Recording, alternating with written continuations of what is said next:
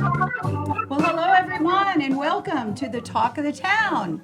It is me, Lynn About Town, and I am here about Clearwater. Yay! And we are live in the WTAN studio. And we are live on 1340 AM and 106.1 FM. And we are live on Facebook. And we are live on YouTube for the Tan Talk radio station. And for you driving in the car during drive time, I hope the traffic isn't so bad. But how about that music? We have the two performers in studio. We have Kirby Jones. Hello, Kirby. Welcome. Thank you. And my pleasure. Are you kidding me?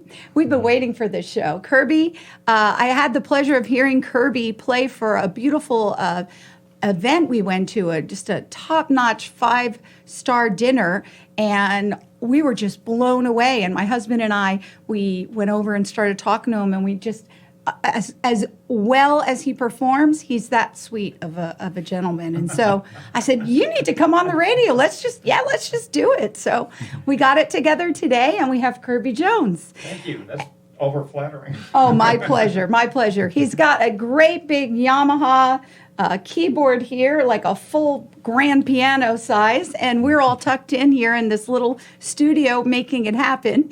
And now we have, to my right, we have Greg Smith. Hello. Greg Smith is a Clearwater guy, and Greg Smith is an amazing guitarist. And I think these guys have also written some songs, and lots and lots. Yeah. And for those on Facebook, we started a little earlier to build our audience, and they got to hear all the different groups that these guys have performed and opened up for and warmed the audience for at Ruth Eckerd Hall. So I'm going to let you just spill through that list again, because I want the listeners to know the quality of the guys we've got here. We're taxing my memory, but let's see. Moody Blues, Tony Bennett, Johann Sebastian Bach. That's a joke. Mozart. Okay, now I know you're pulling my leg. I know those guys. They're gone. Okay. Pat Metheny, Chick Corea, Brian Wilson, John McLaughlin, Steely Dan, Chicago. Ever do Chicago? I don't know. Yeah. And then was it Brian? You said Brian Wilson. Yeah. The Price is Right show. Yeah, I didn't do that one, but you did that one. You guys didn't write the Jeopardy theme, did you? No. Okay. You said Price is Right, and I'm going, doo-doo. Yeah, exactly. No, wrong show. Well, that is amazing. Yeah. And this was like at Ruth Eckerd Hall? Yeah, well, there's a stage in the back under the big tree, and it's a nice opening thing. They have like a little bar set up and a restaurant, and we go back there and just chill. And usually what happens is there's a warm-up act, and most of the smokers come out. And then hey, this is pretty good. And then it starts to get packed. And there'll be like 200-300 people out there sometimes. That's amazing. It's a great captive audience. One of our favorite places to play. That's lovely. Well, we've been there quite a few times, and I will, you guys have just got to keep me posted. Sure. All right? Okay. Well, guys, what we're going to be talking about today is a little bit about these guys, how they got together. Kirby, why don't you tell us how you started on keyboards, because you're not an older gent. You've been around a little bit, but how did you start this, and when? Were you young? Well, actually, I started piano lessons when I was about 4 or 5, but I only played for about 3 years, and I had kind of bombed out at a recital, so I said, "That's it, I'm done," And then I heard like the Rolling Stones, so I said, I'm going to play guitar. So I bought an electric guitar. My dad said, well, you want an electric guitar? Go get a paper route. So I got a paper route, and I went and bought my first electric guitar. And in 6th grade, I started my first band, and we went and played around at different parties and things like that. And then finally I started listening to keyboard music. I thought, my God, you can do all that on a piano and keyboards and things like that? Even though I still admire guitar a lot, sometimes I almost regret, why did I do that? I was really trying to play guitar. But I just kind of went for it, and then just kept pursuing the piano instrument, and that's what happened. That's incredible. And I mean, you have been around long enough to see the instruments change. This instrument, this amazing Yamaha that I'm looking at here, was this your choice? I mean, how does a person decide, what equipment to get? Because, I mean, it's making all kinds of sounds. Oh, yeah. Well, actually, I have a really close friend I grew up with. I've known since kindergarten. We both ended up becoming piano players. We're both from Minneapolis originally. He lives out in Los Angeles now, and I live here. But we were talking about it, we were investigating this keyboard, and we both tried it, and we thought, it'd be cool if we had the same thing, because then if I find out something, I can tell him, and he can tell me, and so Ah. on. And so this one we liked because it had some real nice natural sounds of like a real grand piano. It had sounds of like what you call kind of your classic keyboard instruments. There's like a organ, a clavinet, an electric piano. There's a famous one called the Fender Rhodes. It has a nice sound that sounds similar to that. So we kind of liked it for those classic sounds. Plus, it had some other unique things in it. Another thing is it had you can split it so you get a bass sound on your one hand and then piano on the other hand.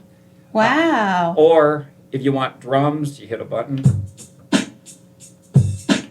So we can kind of have composed with it, have fun with it, and so on. And, He'll do your taxes. It does my taxes, yeah. It makes See now, you said you wondered why you got out of the guitar. I think we know why. I mean, he just explained pretty much. Right. Did you resell yourself on the keyboards? Because I think you're in the right spot. Well, I like it still. I admire guitars.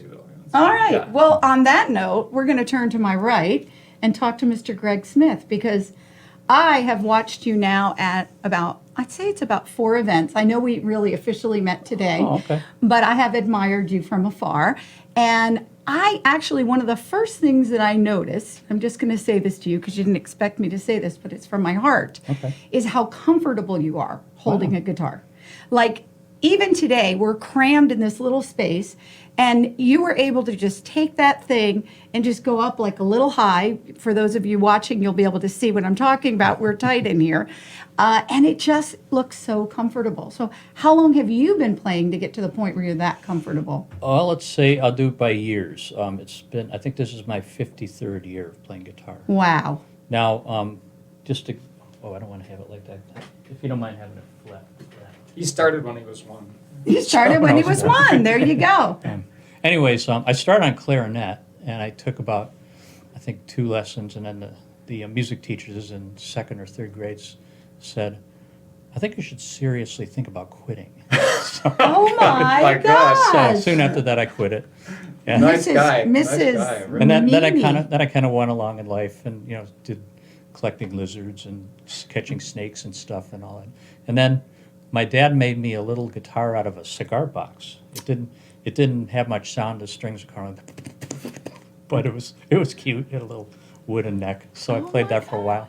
And then it come up to, I think, 4th or 5th grade. My uncle had an old cheap guitar from Japan called a Tiesco Del Rey. It was this, I think, a Mexican name, but they're building. I was going to say, you did say Japan, Yeah. right? And I'm thinking, that sounds Well, Mexican. yeah, I think they had probably their company over there. But what's called the action, how far the string's off the neck, you could actually put an arrow in it and probably go a mile and a half. Oh, my They're so- gosh. they're like, whoa. That is So- not for a kid. No. So anyway, it's like I snuck this guitar out, and he came out, hey, put that back. What are you doing? And I got all sheepish. And then the next time we came up there, said, you playing that guitar much? No.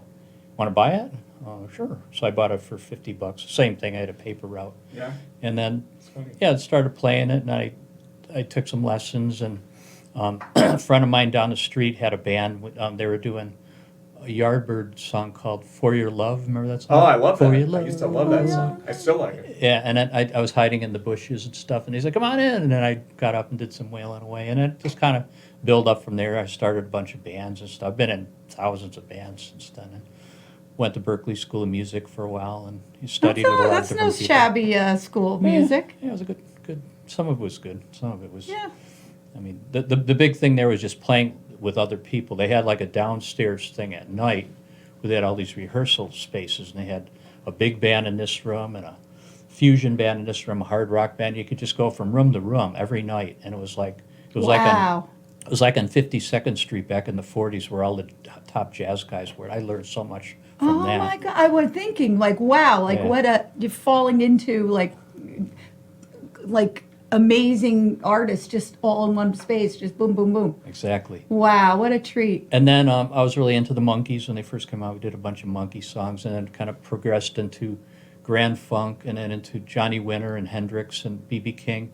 And then there's a good buddy of mine who's actually a professor at Berklee now. His name is John Wheatley. Probably the best jazz guitarist in New England and one of the best in the world. He's totally a monster. But he turned me on to a guy named Joe Pass, who was a monster jazz guitarist, world renowned, and that kind of changed my life. And, Wow. Yeah, goes on from there. That's incredible. I had no idea. Well, I knew this was going to be a great show, and I felt honored to have you, but that's incredible. Thank you.